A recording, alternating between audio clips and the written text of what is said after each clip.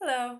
This video is for parents and caregivers to give you some suggestions on teaching letter sounds to your children while you're doing school at home. So now, before we start working with the new letters, if your child has mastered a few letters, before you start practicing the new ones that you're working on, I recommend always reviewing the letters that they've mastered, and there's two reasons for this. The first reason, you've probably heard the phrase use it or lose it. Especially with these new developing skills, we have to keep reinforcing them or they will forget, and then that ends up being frustrating for them.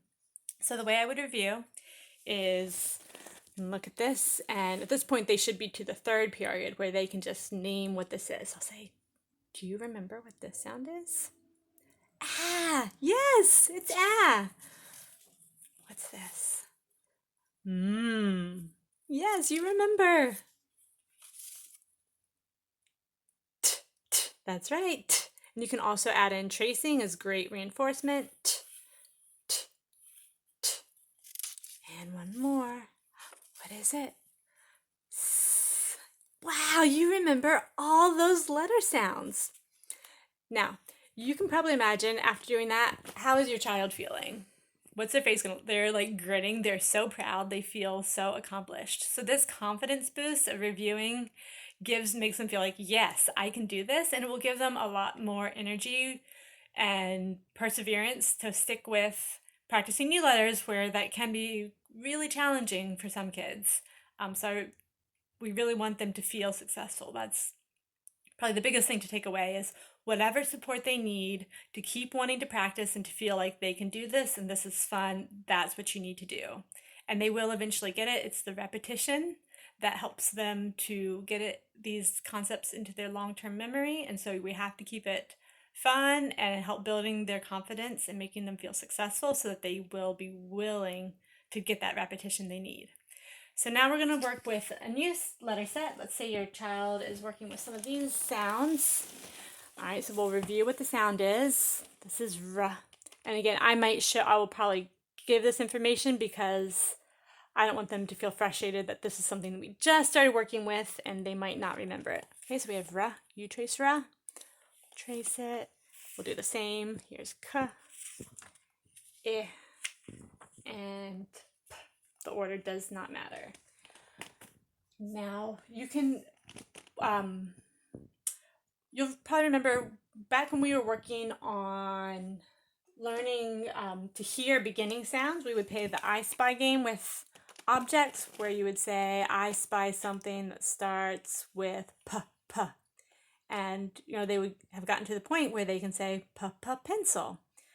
So now what we're going to do is take this idea of the beginning sounds and match those sounds to the letter symbol, which we've already introduced previously, and I have the videos that introduce the letter sounds. So we're putting these two ideas together, the beginning sounds and the letter symbols. So now you can find objects around the house. So pencil, what sound does pencil start with? Some kids are going to be able to say pa, pa, and you give them the pencil and they'll immediately put it where it belongs. Some might not be sure, and so we're going to give them whatever support they need to figure it out. So if they didn't know, let's say we're going to do, we're calling this an iguana today because words are kind of hard to find. Another important note, we want to go with the short vowel sounds, which is for a, I, and for the vowels. Ice cream is not going to be a good option because we want them to learn the short sounds because that's what they need for beginning reading and writing. And we'll introduce the other sounds that the letters make at a later time. So iguana. What sound does iguana start with? And if they're not sure, or maybe they've forgotten what some of these letter sounds are, then we'll help us say, let's see here. Iguana. Is it a riguana? No. Is it a kiguana? No. Oh, look, here's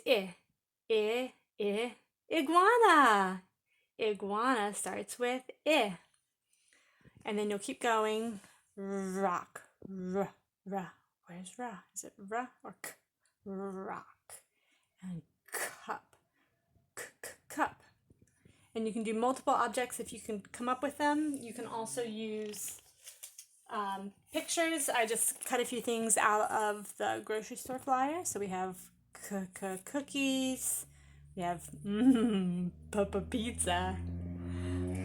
We have some raspberries. And we'll give the word. If the child doesn't know what this is, then it's a great chance to add a vocabulary lesson before you start doing the game. And this, I couldn't find anything in the food catalog that had an I sound, so I decided to try to draw an igloo. I might need a little more practice, but I think you can tell. Igloo starts with I. All right, so these are some games that you can do. Please reach out with any questions.